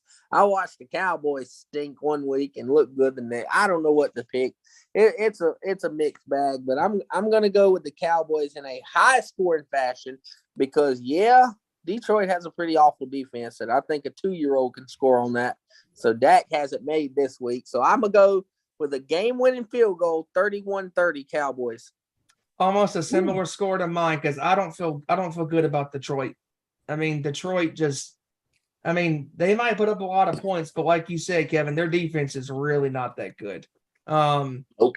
I'm going to go with Dallas in a close one, almost a similar score. I'm going to go 28-27 on a game-winning field goal.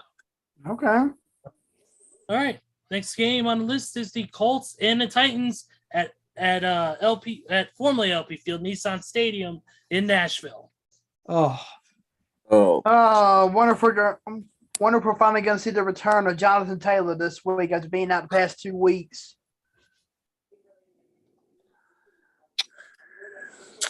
But even if Jonathan Taylor is out there healthy, and even though Indianapolis did have a good game this past Sunday, I still don't think I can trust him. I don't think I can trust him because when these two teams met earlier, I think it was like a few weeks ago. Yep. Most of us, I believe, I can't really remember exactly what happened, but Tennessee just ran all over them. And seeing as how this game is in Tennessee, I'm going to go with the Titans in this one. Give me the Titans 27-17. I'm going to go with Tennessee in this one. I'm going to go 24 to 17. Jesus. Wait, Steve, what was your score? 24-17 Tennessee. Same exact score as Randy's, 24-17 Tennessee. Okay. They're going to kick me in the ass for this one, but I'm going to pick Indianapolis this time. Wow. Oh, my Look at goodness. that. Because it's a divisional game. I've seen how these games go. Normally they split a lot. So I'm gonna say they get the split. And I'm gonna say Indiana wins their 4th consecutive game. And they win, I'm gonna say 26-23 on a field goal. Oh, okay. Okay. Okay. I like it. All right, Ezra. Oh man, it's a tough one, but It's a toughie. yeah, it is tough. I'm gonna go with Tennessee. I'm gonna go with the Titans. I'm gonna go. It's a tough one. I'm gonna go 26-23 game-winning field goal. Oh. That's the way I'm going. Okay. All right. All right, next game, Joey. You better beat them, or I will absolutely kick your fucking team's ass. It is the Commanders and the Packers in Washington. Oh, Well, God. I don't know. I mean, I don't know what Washington team we're gonna see because And we don't know what Packer team we're going to get. I mean, obviously Carson Wentz is gonna be. Past couple weeks. I mean, Carson Wentz is out, so that means we get to see the return of Mr. Taylor Heineke as our quarterback with Sam Howell as the backup. Heineke. Oh man. Well, I'll go ahead and start with Randy's score. He's picking the Packers 27-10. What a dick move. Wow. Oh man, I honestly don't know. All right. I'll pick Green Bay. I'm going to go Green Bay. I'm going to go 23-16. I'm going to go Packers. I'm going to go Packers 27-17. I'm gonna go Green Bay. I'm gonna go Green Bay 14-10. Jesus, look at that score. That's These offenses suck. There's not gonna be much. All right, here we go, guys. You know what? Give me Green Bay 16-13. Wow. Wow. Okay, guys, it's time for the 4 o'clock games now. It's time for the 4 o'clock games, and the first one is the Jets and the Broncos. Jets, baby. Give me the Jets. Give me the Jets 28, Broncos 13. I'm going to go almost a similar score. I'm going to go with the Jets 27-14. You know, Damn donkeys. I gotta say, I gotta say, going into the season, I didn't think we were gonna pick the Jets hardly for anything. Who would have funk it? But the Jets, they're looking pretty good this year, especially with Sauce Gardner manning that secondary. And, of course, the rookie, Breece Hall. My Lord, he just continues to light it up out there. Mm-hmm. I'll say this much. I'm looking ahead at the schedule on these 4 o'clock games. I think all but except for one, it would be all bathroom break games. Yeah, so give me the Jets over the Denver Donkey Great Value Rollbacks. Give me the Jets. You know what? I'm actually going to go Jets 34, Denver 16. Oh, okay. Denver doesn't have a solid defense. I'm gonna say it's gonna be a little tougher, but I still think the Jets run away with this game because, of course, the Broncos are riding in on a crippled ass donkey, so there can't be no let's ride. Not to mention, Russ will not be playing Sunday as well with a hamstring injury. So, Yikes. yeah, good luck. I think the Jets win this game 17-7. Ooh. Whoa. Wow. And Randy picked the Jets 27-10. Okay. Okay, that's fine. Next. Next. Next one is the Texans and the Raiders Oh God. Good God Adam- Almighty. at Allegiant Stadium. Give Might me as the well say- Raiders.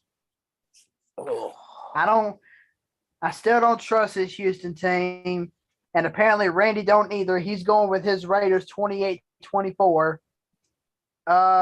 Give me the Raiders. I'll go 27-21.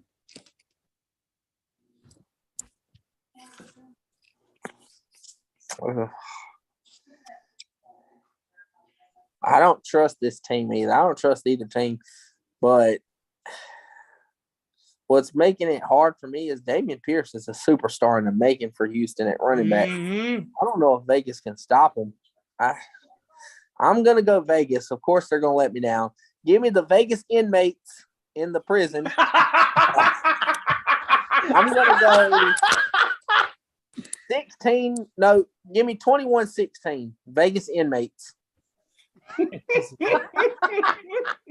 The longest yard. What do they call it? The mean machine. The Vegas mean machine for the longest yard. I think I made him just shit himself. Yeah, he should have. I don't feel I don't feel good about it because both of these teams are in the basement. I'm going to go with Vegas 20-16. All right, Ezra. Yeah, I'm gonna give it to the Raiders. It's gonna be. I think it's gonna be. I'm gonna go 16. I'm gonna go 16-14.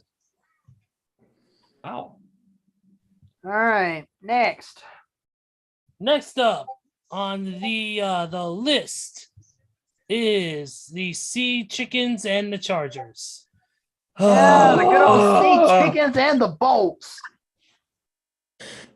Okay, give me the Chargers this time. Herbert's going to actually throw him a touchdown pass because Seattle's defense is. Now will the Chargers stop Geno? Probably not. So give it in a high score game. Give me the Chargers 31-27. You know, it's going to be interesting to see what the Chargers do for the next 2 to 4 weeks since their hero of a kicker last night, Dustin Hopkins, is now out for the next 2 to 4 weeks due to his hamstring. Wow. All these kickers going down with injuries this year. Crazy. Yeah. Yeah, but Randy picked the Sea Chickens 20-14 over the Bolts. Wow. Oh, I'm gonna go with the Chargers. I'm gonna go 34-27. Let's go with for me, I'm gonna go with the Chargers. 20. No, actually 21. I'm gonna go 21-14.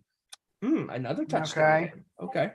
now I hate to go against Seattle because Geno Smith is actually looking good this year. And ever since Kenneth Walker took over the reins at running back, he's looked unstoppable. But, I mean, the Chargers, they had a off game last night. So I'm expecting them to rebound. So give me the Chargers in this one. I'm going to go, you know what? I'll go 37-31. High scoring game. Oh, I believe it's time for a Super Bowl rematch. Why, Yes, yes, it is. It is the Chiefs and the 49ers in San Right there. And why? Why can this game not be the Sunday night game or the Monday night game? For the love of God. Because they want you to watch all the Sunday stuff early so we could be drunk on Sunday and Monday. Yeah, You know, good theory. this is actually going to be a pretty interesting game because it's going to be relying on which one of the San Francisco IRs is going to Handicapper. come back from injuries. I'm going to go with Kansas City because you're facing a pissed off Chiefs team off of a loss against Buffalo last week in a great game. It's going to be close. I'm going to go Kansas City I'm going to go 26-20. I got a similar score, Steven. Mine's a little similar. It's going to be a little closer than that to me. If Kansas City would have beat Buffalo, I would have said Kansas City was going to lose to 49ers because of the fact that, from what I read, Trent Williams will be back Sunday. Nick Bosa will be back Sunday. Hufanga, if he clears protocol. Charvarius Ward. We mainly got most of our team back Sunday for a home game in San Francisco. So I'm going to say game-winning field goal by Mahomes. This 49ers defense is going to still play good with their main guys in. So give me Mahomes and the Chiefs on a game-winning field goal, 23-20. Tough defense. Okay. All right. I'm gonna go with the Chiefs as well. Going to be really close. I'm gonna go 30-28. Whoa. That's a tasty score. Game-winning field goal. All right. Randy is actually picking the Niners in this Look one. at Randy. He's going 24-21, but Randy, I'm sorry, man. I can't go against you, man, because Kansas City is going to be red hot. They're going to be angry going into this game. So give me Kansas City in this one. You know what? I'm actually going a pretty good score right here. Give me the Chiefs on a game-winning field goal by Harrison Butker, 26-24. Ooh, nice. All right, now the yawn of a Sunday night football game. Which one of these teams is going to show up? Yep, Steelers and the Dolphins in Miami. Give me Tua and the Dolphins. Since Tua's back, I think they're going to run all over Pittsburgh. Give me the Dolphins, 31-14. No remorse. I'm gonna go with the Dolphins since Tagovailoa is back. I'm gonna go 34-16. Yeah, Randy's going the Fins over the Squealers, 27-10. And I'm going to ride Miami's coattail as well since Tua is coming back. Give me Tua and the Dolphins, 34-13.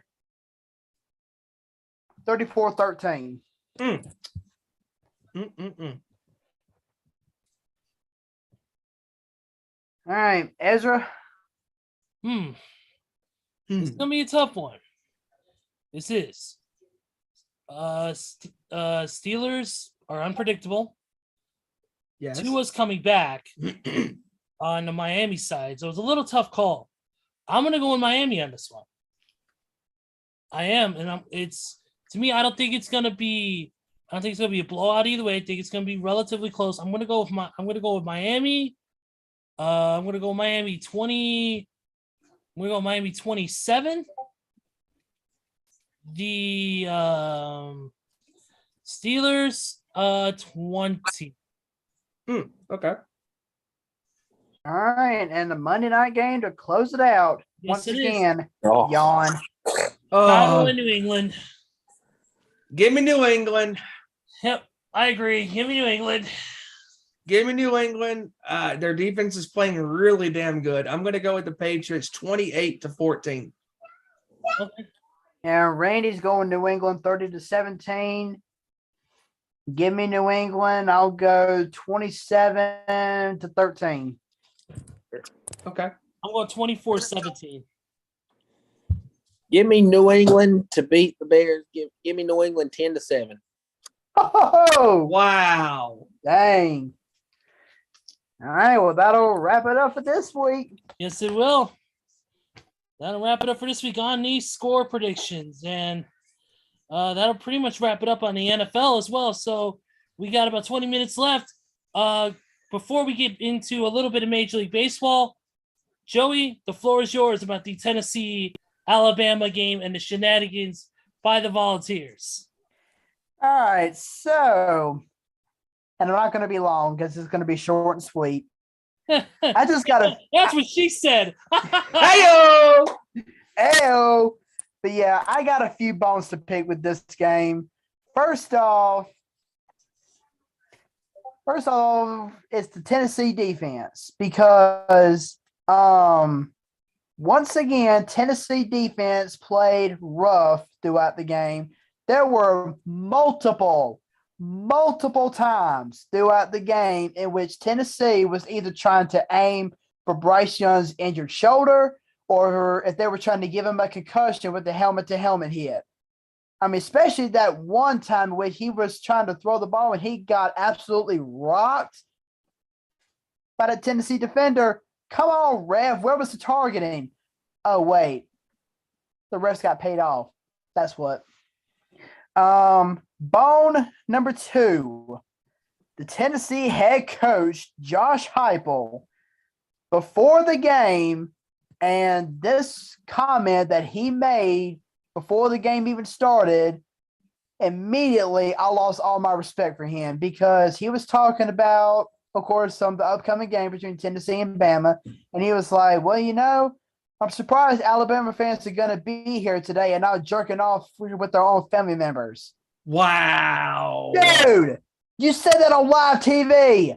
What the hell is wrong with you? What in the absolute hell is wrong with you?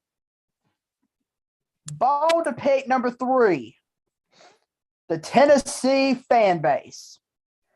I mean, I understand that y'all want to celebrate after your team finally beats Alabama after 15 long years.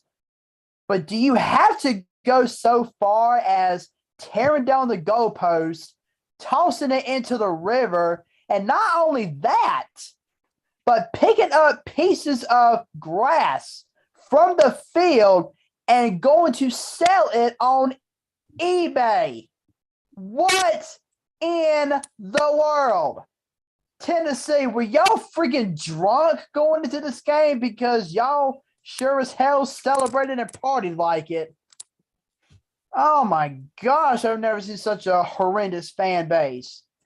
And last but not least, bone to pick number 4, and this is actually from the Alabama side. Well, Steven, since you're the only one on camera, I'm going to ask you this question. Let's see. Say you're the head coach of a team. Yep. You got a tied up ball game. Yep. 49-49. With 32 seconds to go, with 2 timeouts. Yep.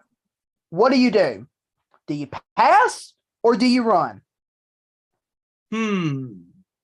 If it's 49-49 and you have 2 timeouts left.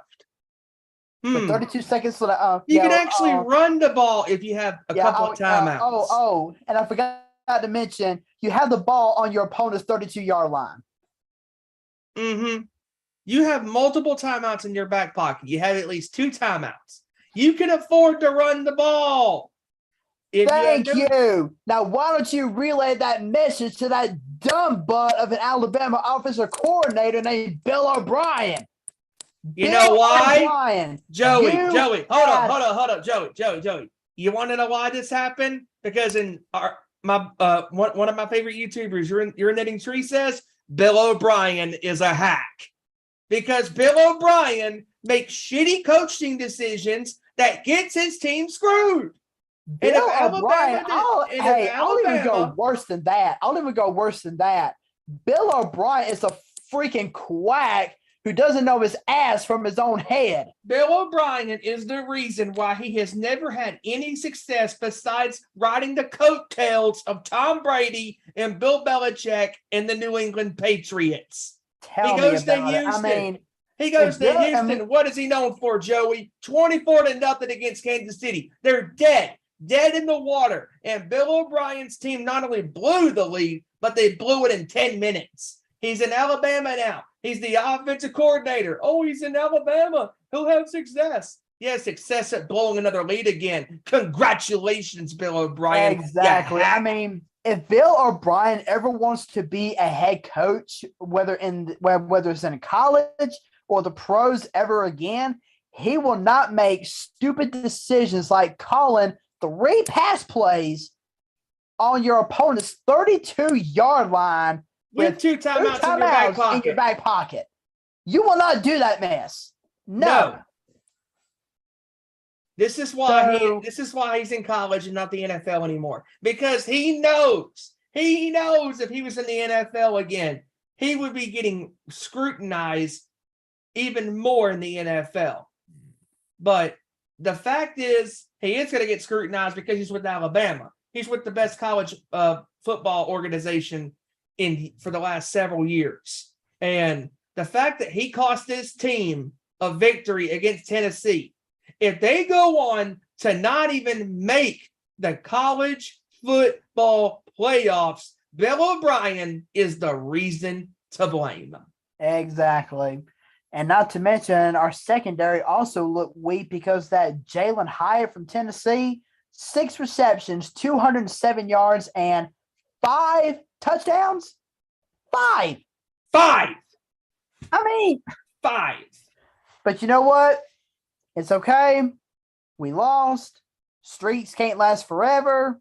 Nope. And we may be number 6, but Georgia is going to be playing Tennessee in a matter of weeks, and Ohio State is going to be playing Michigan towards the end of the season.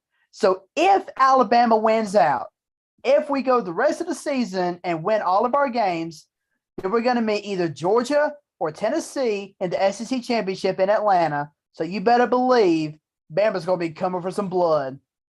They better be. And I mean, the losers of the Georgia, Tennessee, and Ohio State, Michigan games, as long as Bama wins out, Bama's going to jump them, which means we'll be back in that top 4. So Bama needs to get their act together starting now, especially with the secondary and the offensive play calling, because Bill O'Brien is not the answer. He's a hack. He's a quack. Hack. But rant over. Next. All right, next order of business is Major League Baseball. Man. What a- Man. What a weekend. What a weekend. Another team drops a 100-plus game season and ends up losing in the playoffs. We got of course we have the Cleveland New York Yankees game. That of course the Yankees won today 5-1. And right now, Ooh. And they'll face the Astros in the ALCS. yep, and right Just where we thought it was gonna be. And right now in game one of the NLCS, Dodgers and Phillies are 0-0 at the end of the second. You mean Padres? Padres, whatever. Don't give a shit. Next. Yeah. But I will say, though- I will say this real quick, Joey. I will say this, that in that game 5 or game 4 in San Diego at Petco Park, for one, it rained. What the hell? And second of all, the fact that San Diego came out and played a hell of a bottom of the 7th inning in that game. They were down 3-0. They had no runs and only 4 hits in the game. And the rest of the way of that ball game, not only did they out-bat LA, but they out-pitched LA because their closer came in there and pitched a literal shutout, struck them all out. 1, 2, 3, down they went, out they went. And San Diego is riding the momentum wave of a lifetime. Their first time going to the NLCS for the first time since 1998.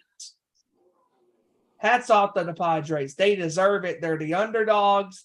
Everybody loves a good underdog story. And honestly, hot take, I'm picking the Padres to win the NLCS. Yeah, but you can never count the Phillies out. Nope, you can't.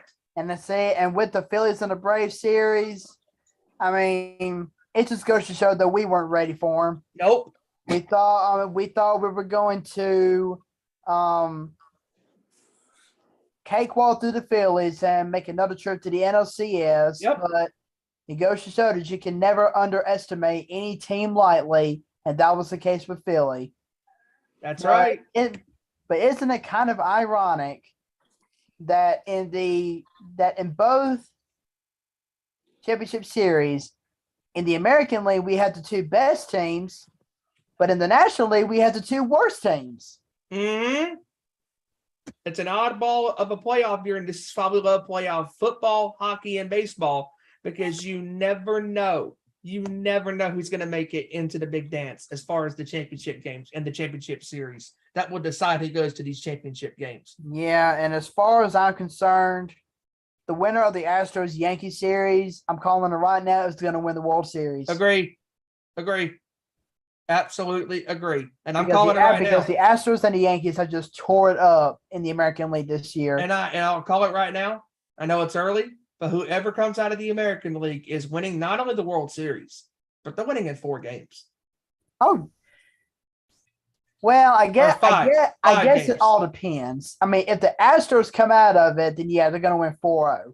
If the Yankees come out of it, I would say it being maybe 4-1, 4-2. That's what I'm thinking. Either 4-0 or 4-1. That's what I'm thinking. One thing also today's game, the 2 people who scored home runs in that game were Aaron Judge and Giancarlo Stanton. Aaron Judge, he set another home run record in the postseason. It says right here that he let's see, where's the record? It says right here that let's see, here we go. It says Judge's second inning homer was his second long ball of the series, and it was also his 4th career home run in a winner-take-all postseason game, the most in Major League history. Okay. So, another record set by Aaron Judge.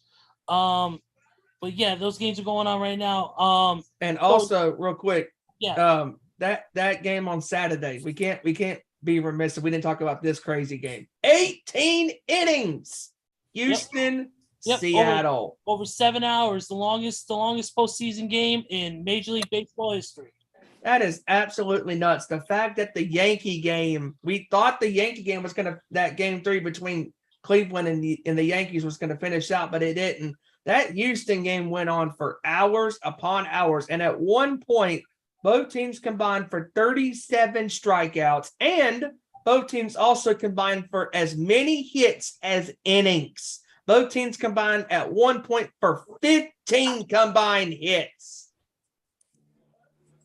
Also,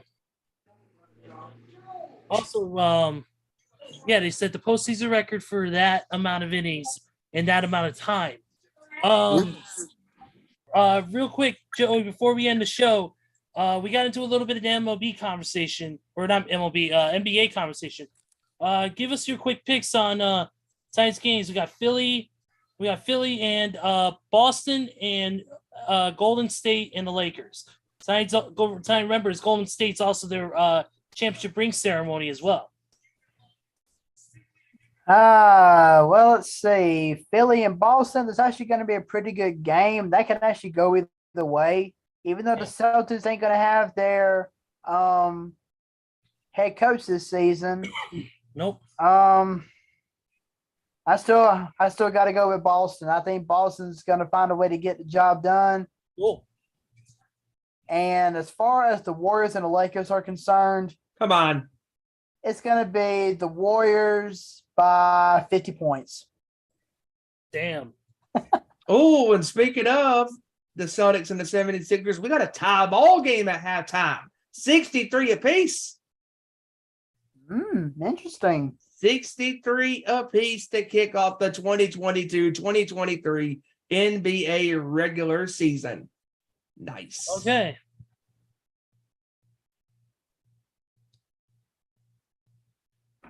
All right. Anything else you guys want to carry out before we close out the show? Let's ride. That's all I got to say. I would like to mention, though, you talk about it being 63-63 at halftime. I know. I mentioned a point earlier about the game, how James Harden will look. By the way, he had a buzzard beater at halftime, and he's got 22 first half points. So James Harden looking like old James Harden. Nice. For now. Nice. Very nice. Very nice. Anybody else? I'm good. All right. You know what? I'm actually going to point out one little thing right here. Okay. And I'm going by based on the latest information that I have heard from various NFL sources. Yes. Dan Snyder, you better be packing your bags, boy, because it looks like we got 24 owners who want to vote your butt out. So go ahead and start packing them bags. Yep. It's about time. About damn time, too. It's about time. Yep, I agree. Other than that, I'm good. All right, let's do it. Final thoughts. Joey, you first. Once again, another great show with you guys. Great football analysis. And once again, I apologize that I was so late tonight, but I was there. You good, bro? I was there. I was able to make it on here. We got all of our predictions in, all of our analysis. And now that all four sports are back in action, it's going to be another wild rest of the week and another wild, crazy weekend. So, buckle up, strap yourself in, and get ready for the ride because it's coming and it's coming full force, fellas. Let's go. Absolutely. Kevin.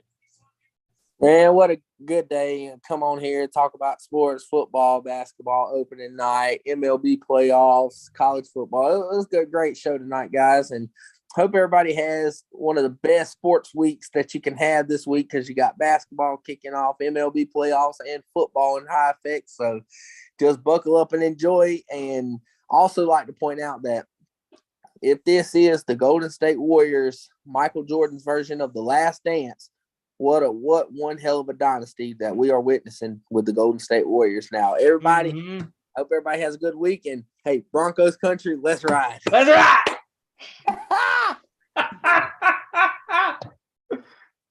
Up. Okay, I'm done. All right, Steven, you know how to close it out, brother. Let's do it. Yeah, let's ride it on out, baby. Man, what a great show with you guys tonight, covering the worldwide, of sports, different topics, football, basketball, college football, baseball, you name it. We did it. We knocked it out of the park, unlike the Broncos did.